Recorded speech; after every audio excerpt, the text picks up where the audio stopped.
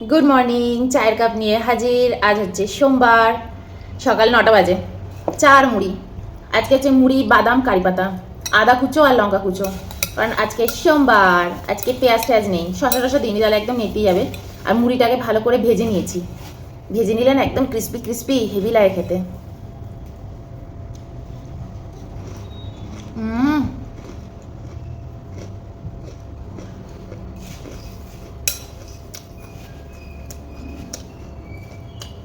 এই মুড়ি খেয়ে খেয়ে যে আমি কতটা রোগা হয়েছি ভাবতে পারবে না।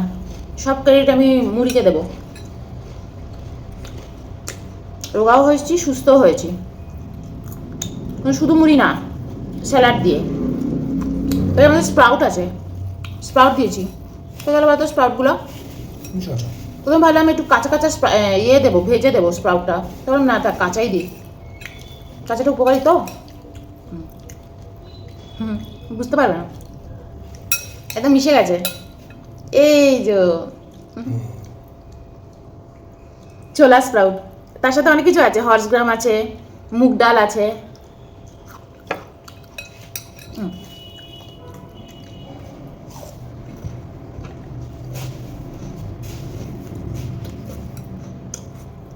আজকাল ঘরে বিস্কিট নেই, বিস্কিট বাড়ন্ত হয়ে গেছে। বুঝতে পারিনি, আমরা তো অত বিস্কিট খাই না। 2-3 প্যাকেট এনে এনে রাখি, ভেবেছি আছে হয়তো, ফুরিয়ে গেছে। এবার দিন বিস্কুট খাচ্ছিলাম না খুব। চাটাতে চুমুক দিই, লেবু চা হেবি হয়েছে। কালকে তোমাদের সাথে আমার শ্বশুরবাড়ির একটু গল্প করেছি। তো আজকে মাথার মধ্যে চলছে মেজে জেঠি নিয়ে কয়েকটা ইনসিডেন্ট ছোটো ছোটো শেয়ার করি, যে মেজে জেঠির সাথে কীরকম আমার সম্পর্ক। আমার শ্বশুরবাড়িতে তো এমনিতে সবাই খুব লিবারেল আছে, মানে মন মানসিকতা না খুব ওদের উদার আছে। চাকরি বাকরি করে, যে যা নিজের জীবনে ব্যস্ত থাকে, কাউকে ঘাটানোর মতন টাইম নেই। কিন্তু অয়নের মেজে জেঠি আছে, সে তো বাড়িতেই থাকে। তার মেয়ে আছে, তার মেজে জেঠিরই কিন্তু মেয়ে তোমাদের বাড়িতে সবার বড়, সব দিদি তোমাদের বড় দিদি। মেজো জেঠির মেয়ের থেকেও নিশ্চয়ই বড় হবে তোমার বড় জেঠির দাদারা, বড় জেঠির ছেলেরা। বড় জেঠির হচ্ছে ছেলে, 2 ছেলে। তারপর হচ্ছে মেজো জেঠির একটাই মেয়ে। তো ওই কিন্তু অনেক বড় দিদি। দিদি কিন্তু এখন আর বেঁচে নেই, দিদিও কিন্তু মারা গেছে। মেজো জেঠির যে মেয়ে, ওই দিদির চাকদায় বিয়ে হয়েছিল। নিজেদের বিশাল বড়, মানে তোমাদের ওই কি যেরকম বলে জমি জায়গা ক্ষেত সব কিছু ওই দিদির ছিল। দিদির মেয়েও আছে, মেয়েদেরও বিয়ে হয়ে গেছে, কিন্তু দিদিও মারা গেছে। দিদিও অয়নের থেকে 10 বছরের বড় এরকম ছিল।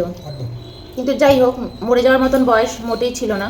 তো ওই দিদিও কিন্তু, ওই মেজো জেঠির মেয়েরও কিন্তু ক্যান্সার হয়েছিল, লিভারে ক্যান্সার হয়েছিল। তো ওই কারণে মারা গেছে দিদি। তো ওই মেজো জেঠির সাথে আমার অনেক ছোট ছোট কিছু ইনসিডেন্ট আছে। আচ্ছা, একটু মেজো জেঠির গল্প হোক। বলছিলাম না কালকে আদা কাঁচকলায়।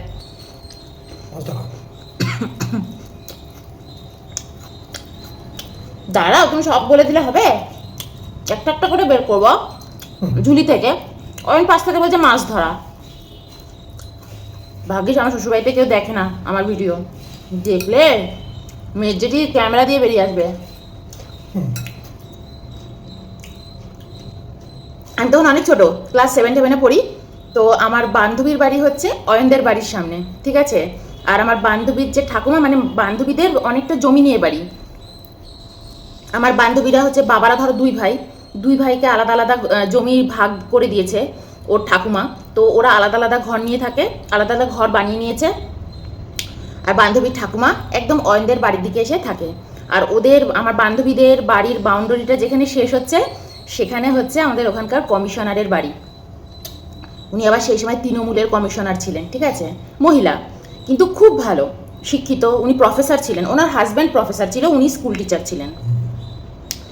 তো এবার অয়নের জেঠুর সাথে তার ভালো সম্পর্ক। এখন অয়নের ওই আমার বান্ধবীর ঠাকুমার সাথে ওই কমিশনারের সবসময় ঝামেলা চলে, বাড়ি পাশাপাশি। আপনি এটা কেন ভুল করছেন, ওটা কেন ভুল করছেন, এটা নিয়ে ওদের মধ্যে সবসময় ঘোরাঘুরি চলে। কিন্তু ওই কমিশনারের সাথে আবার অয়নের জেঠুর খুব ভালো সম্পর্ক, কথাবার্তা। কারণ জেঠুর ওদের বাড়িতে সবাই মাস্টারমশাই, মাস্টারমশাই, তো ওদেরও খুব বাড়ি ঘর অন্যরকম। ওনাদের সাথে আবার ওনাদের খুব বনে কমিশনারের সাথে। এর জন্য আমার বান্ধবী অয়নদের একদম পছন্দ করে না। একদম পছন্দ করে না। তখন আমি অনেক ছোটো, 7-এ পড়ি। আমার বান্ধবী একদিন বলছে, অয়নদের বাড়ির সামনে দিয়ে যাচ্ছি, তখন কিন্তু জানতাম না ওটা অয়নদের বাড়ি বা কার বাড়ি। বলছে এটা হচ্ছে একটা ডাইনিবুড়ি বাড়ি, এবার একটা ডাইনিবুড়ি থাকে, মানে অয়নের মেজো জেঠি। এবং সে ভীষণ রাগী। আমি তাই? হ্যাঁ। তা আমি আবার অয়নদের বাড়ির পাঁচিলে উঠে পেয়ারা পাচ্ছি। তো আমার বান্ধবী খুব বারণ করছে। যে বান্ধবী ফার্স্ট হতো, ওই যে আমাদের বাড়িতে যেত, যাকে নিয়ে আমি বট গাছের ভিতরে ঢুকেছিলাম, ওই বান্ধবীর কথাই আমি বলছি, ও অয়নদের বাড়ির সামনে থাকে।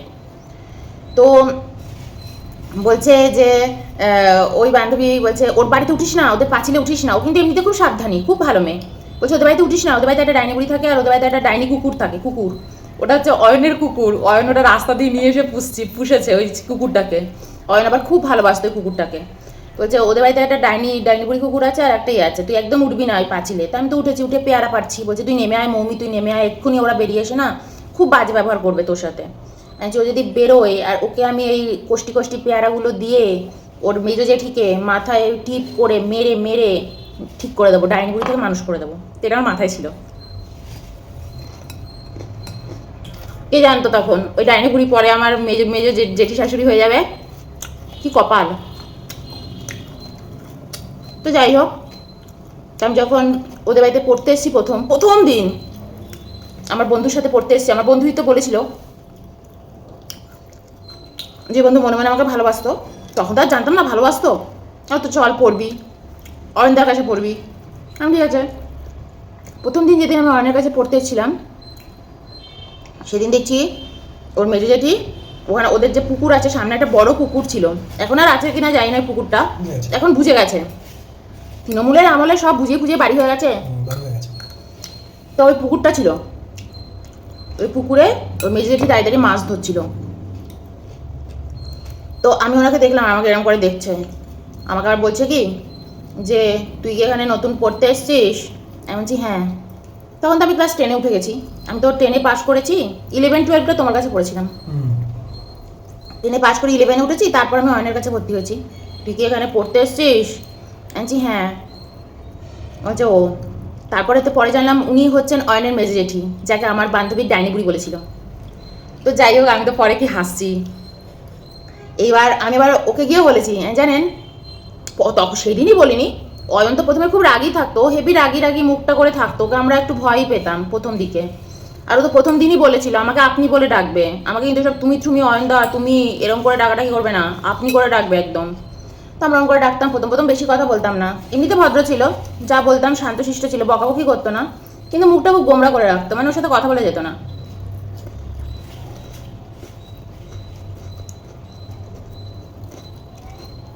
আমি কতবার ভেবেছি তোর কাছে পড়বো না, ছেড়ে দেবো। তো যাই আমার বন্ধু বলে যে না না তুই তো নতুন নতুন ভর্তি হয়েছিস, তুই বুঝতে পারছিস না অয়নদাকে, অয়নদা খুব ফ্র্যাঙ্ক কিন্তু শান্তশিষ্ট খুব। ঠিক আছে। তারপরে অয়নকে যখন অনেক দিন পড়া হয়ে গেছে, তারপর একদিন বলেছি, জানেন আমার বান্ধবী না আপনার মেজো জেঠিকে ডাইনি বুড়ি বলে। কি হাসছে, মেজো জেঠিও শুনেছে, হাসছে, সবাই হাসছে। বলে হ্যাঁ আসলে ওর ঠাকুমার সাথে তো কমিশনারের ঝামেলা, আবার কমিশনারের সাথে অয়নদের বাড়ির আবার খুব ভালো সম্পর্ক, তাই ওর ঠাকুমা আর ওরা অয়নদেরকে পছন্দ করে না, এই হচ্ছে ঘটনা। তো আমি তারপর থেকে ওর বাড়িতে ওর মেজো জেঠির নাম দিলাম মাছ ধরা জেঠি। মেজো জেঠিকে আমি এখনও কিন্তু মাছ ধরা জেঠিই বলি, আর সেজো জেঠির নাম দিলাম অফিস জেঠি, তাহলে লোকের কাছে বলতেও সুবিধা হতো, এ হচ্ছে মাছ ধরা জেঠি, এ হচ্ছে অফিস জেঠি। আমি বাড়িতেও আবার এরকম করে বলতাম, অফিস জেঠি এটা বলেছে, মাছ ধরা জেঠি ওটা বলেছে, এরকম করে বলতাম। তো ওর নামটা আমি দিয়েছিলাম।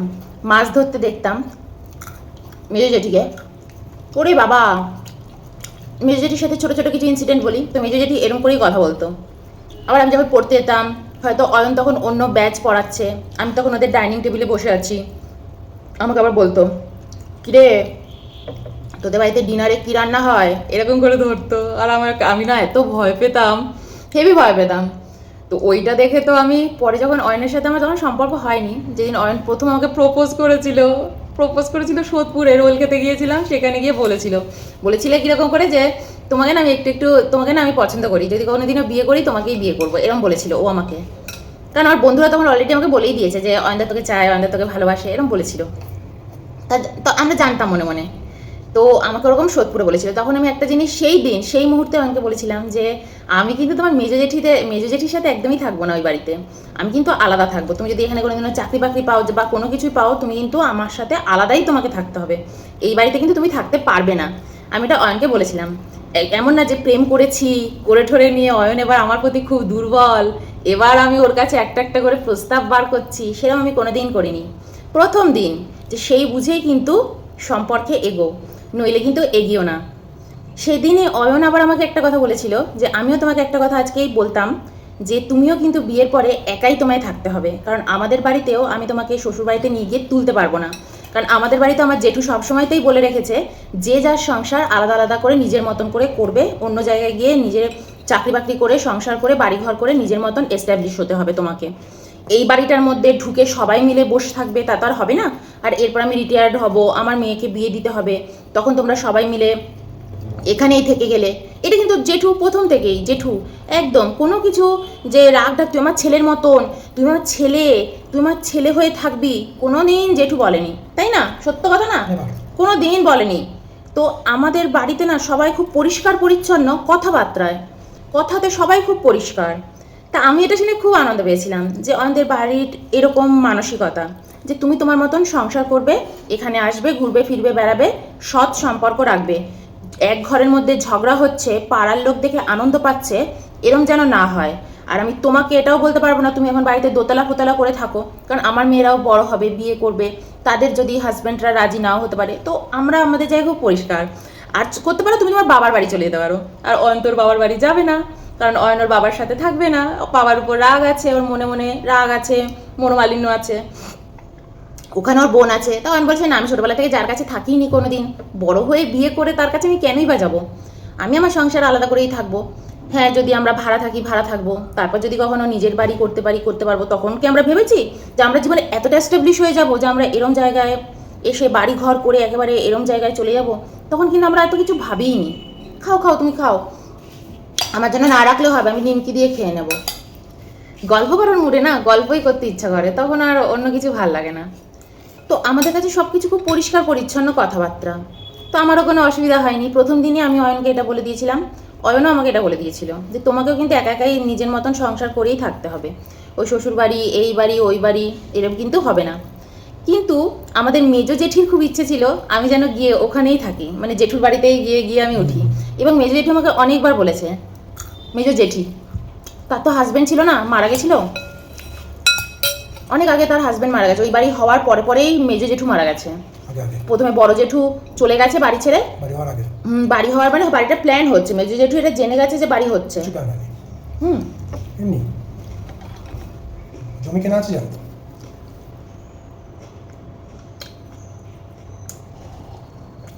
আয়ন বলছে বাড়ি তখনও হয়নি, ভাড়া বাড়িতে থাকতেই মারা গেছে, জমি কেনা হয়ে গেছিল, তখন মেজো জেঠু মারা গেছে। মেজো জেঠির সব দায়িত্ব সেজু জেঠুই কিন্তু নিয়েছে, আবার সেই সেজু জেঠুর কাছে কিন্তু অয়ন মানুষ হয়েছে। এই মেজো জেঠি আমাকে খুব বলতো তুই এখানেই থাক, তুই এখানেই থাকবি। আমি বলতাম তুমি আমার উপর খুব সালিশি ভরাতে চাও, তাই তোমাকে রাখবে। আর আমাকে খুঁটিনাটিতে ধরতো, এটা কী রে ওটা কী রে, কী কী রান্না শিখেছিস তুই, ওখানে গিয়ে কী কী খাওয়াস ওকে।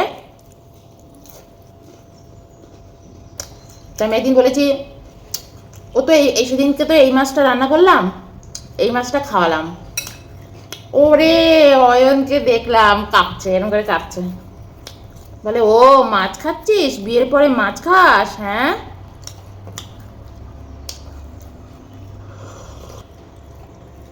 এরকম খুঁটিনাটি সম্পর্ক। বা ধরো কোথাও একটা কিছু চুড়িদার পরে গেছি, সেই সময় কিন্তু মেজো জেঠি দেখেছে, কিন্তু আমাকে কখনো বলেননি যে তুই চুড়িদার পরে যাচ্ছিস কেন, শাড়ি পরে যাচ্ছিস না কেন। এবার সেটা তার পাড়ার যে বন্ধু, সেও আবার ঠাকুমা বলি আমি তাকে, মানে তার একটু বয়স বেশি, তাকে গিয়ে বলেছে হ্যাঁ ও শুধু চুড়িদার পরে, শাড়ি পরে এলো না, শাড়ি পরে গেল না। এবার সেই ঠাকুমা আবার আমাকে ধরো কখনো ধরে বলছে যে তুই কেন চুড়িদার পরে যাস, তুই শাড়ি পরতে পারিস না, তোর কি শাড়ি নেই? এবার আমি বললাম যা বাবা, আমাকে তো কেউ কখনো বলেনি, আমাকে তো মেজো জেঠি এটা বললো না। এইবার মেজো জেঠির সাথে আমার মনোমালিন্য হয়ে গেল, মনোমালিন্য কিরম হয়ে গেল, কথা বললাম না, আমি কথা বলবো না। আমাকে বললো না, পাশের বাড়িতে দেখো ঠাকুমাকে গিয়ে বললো আমি কেন শাড়ি পরিনি, আমি কেন চুড়িদার পরেছি। তো আমাদের সম্পর্কটা আবার এরকম ছিল। এবার ধর আমাকে বললো তুই এটা খেয়ে যা, আমি বললাম আমি খাবো না, আমি বাড়ি চলে গেলাম। কেন গেলি, কিসের জন্য গেলি? তো এবার আমি ধরো বললাম যে আমি যেটা ধরো আমি শাড়ি পরিনি, তুমি এটা আমাকে কেন বললে না, অন্য বাড়ির ঠাকুমাকে কেন গিয়ে বললে, তুমি আমার নামে কেন বদনাম করলে। এবার মেজরিটি হয়তো বদনাম করেনি, ওটা জাস্ট গল্পের ছলে বলেছে। বলছে হ্যাঁ তোদের কিছু বলবো, তারপর তোদের গায়ে লেগে যাবে, তোরা হচ্ছিস সব এখনকার দিনের ছেলে মেয়ে, এই তো শুনেছিস তাতেই তোর কত রাগ, তুই বাড়ি চলে গেলি। তো আমার আর মেজরিটির এরকম সম্পর্ক হতো। আমার আবার কোনো কিছু রাগ হলেই আমি গুম হয়ে থাকতাম, কিছু বলতাম না, বাড়ি চলে যেতাম, এমনি বাড়ি চলে যেতাম, আর ওটা রাগ করে বাড়ি চলে যেতাম। কিন্তু কোনো জায়গায় গিয়ে যদি কথা বলার দরকার হতো, তাই না, কোনো ধরো ইম্পর্টেন্ট জায়গা, কোনো ইম্পর্টেন্ট গেস্ট আসছে, অমনি সামনে আমাকে দাঁড় করে দিত, এই ওদের বাড়ির লোক আসছে, শ্বশুরবাড়ির লোক আসছে ননদের, তুই থাকবি, তুই কথা বলবি, তুই পরিবেশন করবি, এইগুলো সবসময় মেজো জেঠি আমাকে দিয়ে করাতো, যদি থাকতাম আমি ওখানে। না থাকলে আরেক তো মেয়ের বিয়ে এখানেই হয়েছে, তারও যখন শাশুড়ি এখানে আসতো, আমরা তো একই বাড়িতে থাকতাম আগে, যখন ভাড়া থাকতাম আমরা, আমরা যখন হোয়াইট ফিল্ডে চলে এসেছি তখন আমরা কিন্তু একই ফ্ল্যাটে থেকেছি। আমি সেকেন্ড ফ্লোরে থেকেছি, আমার ননদ থার্ড ফ্লোরে থেকেছে। তো আমার জেঠু যখন এসেছিল, ওই কারণেই জেঠু একবারই এসেছিল যে তোদের সবাইকে আমি একসাথে এক বাড়িতে পাবো। জেঠু যে কি খুশি হয়েছিল মনে মনে। আমার শ্বশুরবাড়ির লোকেরা না এমনিতে খুব মনের দিক দিয়ে উদার, তারা না তোমাকে মুখ ফুটে কিচ্ছু চাইবে না, কিন্তু যখন দেখবে না আমরা সব মিলেমিশে থাকি, একসাথে আছি, নিজেরা নিজেরা ডাকখোঁজ করে আছি, বন্ধুর মতন আছি, খুব আনন্দ পায়, খুব আনন্দ পায়। যদি আমরা ওইখানে এক বাড়িতে না থাকতাম না, জেঠু কখনোই আসতো না। তো জেঠু ওই কারণেই এসেছিল যে তোরা সব এক বাড়িতে এক বাড়িতে উঠেছিস। আর সেই সময় মানে চাকরির ইসে অয়নও হোয়াইট ফিল্ডে চলে এসছে, ভাগ্যের ইসে আমরা খুব আনন্দ করে আমরা থেকেছি একসাথে। তো সেই সময় ওর বাড়ির যে শাশুড়ি আসবে, ওর তো শ্বশুর নেই, শাশুড়ি আসবেন, থাকবেন, তো সেই সব কিছু আমি সেই সময় খুব খাতিরদারি করতাম, মানে খাতিরদারি করেছিলাম যে কিভাবে কথা বলবো, আমি নেমন্তন্ন করা, কিভাবে খাওয়াবো, কিভাবে করবো। জেঠুও খুব রিলিফ। আর কারণ আমার যে ননদ যে এখানে থাকতো, সে তো পিএইচডি করেছে, চাকরি বাকরি করে, তো ওর জন্য ও না এত কিছু বোঝে না, সংসারের এত কিছু বোঝে না। আবার আমি থাকতাম, আমি যখন শাশুড়ি আসলেই এটা ওটা দিয়ে আসতাম, এটা ওটা করতাম, উনি খুব আনন্দ পেতেন, খুব আনন্দ পেতেন। আমার ননদকে সবসময় বলতেন তোমার বৌদি হেভি ভালো, তোমার বৌদির ঘরে যাব, বিকেল হলেই বলতেন তোমার বৌদির ঘরে চলো, বৌদির ঘরে গিয়ে বসবো। ও তো অয়ন্ত তখন থাকতো না, অয়ন্ত অফিসে যেত। তো এই হচ্ছে ব্যাপার। আজকে একটু গল্প করে নিলাম তোমাকে শ্বশুরবাড়ি, মাঝে মাঝে এরকম গল্প করবো, তোমাদের যদি আমার বিষয়ে জানতে ইচ্ছা করে, আমার বিষয়ে গল্প শুনতে ইচ্ছা করে, আমি জানি আপনারা আমাকে মাঝে মাঝে জিজ্ঞেসও করেন এটা নিয়ে বলো, ওটা নিয়ে বলো, তোমার পরিবার নিয়ে বলো, শ্বশুরবাড়ি নিয়ে বলো। তো আমার কাছে এই ধরনেরই গল্প আছে। আমার সাথে কোনোদিনও শ্বশুরবাড়ির ঝগড়াঝাটি কোনো দিন হয়নি, কোনো দিন না। মেজো জেঠির সাথেই একটু ওই খুটখাট লাগতো, আর খুটখাট লাগলেই আমি চুপ হয়ে যেতাম, চুপ হয়ে যেতাম, কথা না বলে বসে আছি। আমার আর অয়নের মেজো জেঠি কী করতে জানো, সেই সময় আমার মাকে ফোন করে বলতো হ্যাঁ ও রাগ করছে, ও এই করছে, ওই করছে। ইভেন মা আমাদের বাড়িতে চলে গিয়ে আবার আমার মা, মেজো জেঠি আর সেজো জেঠি তিনজনে মিলে লুচি খাচ্ছে, আমার মাকে বলতো লুচি করতে, কারণ অয়নের জেঠু কিন্তু লুচি খাওয়া পছন্দ করেন না, উনি নিজে খুব স্বাস্থ্য সচেতন। আমাদের বাড়িতে গিয়ে সেজে জেঠি আর মেজো জেঠি বলতে যাও অনিতা লুচি করো, আমার মাকে নাম ধরে ডাকতো, বলতে যাও একটু লুচি করে নিয়ে আসো, বিকেলে বসে খাই। এবার আমার মা ধরো বাড়িতে আছে, লুচি করে খাচ্ছে, তিনজনে বসে বসে আমাদের নিয়ে গসিপিং করতো, জানো, আমাদের নিয়ে আজে বাজে কথা বলতো, তিনজনে মিলে বসে বসে ওখানে। আমি কত বাজে, অয়ন কত বাজে, কথা শোনে না, এই না ওই না। মাও আবার আমার আমার যে দুর্বল পয়েন্ট, মা আবার ওদের হাতে তুলে দিত যে ওকে এটা বলবেন, ওকে ওটা বলবেন, পাত্তা দেবেন না, একদম এটা এটা করাবেন ওকে দিয়ে। আর তারপর যখন ও যদি রাগ করে আসে বা ও যদি কোনো কিছুতে রাগরাগি করে, আমিও এখানে পাত্তা দেবো না, আমি ওকে তাড়িয়ে দেবো, বলবো তুই ওইখানে গিয়ে যা, আমি এখন বাড়িতে তালা মেরে কোথাও ঘুরতে চলে যাবো।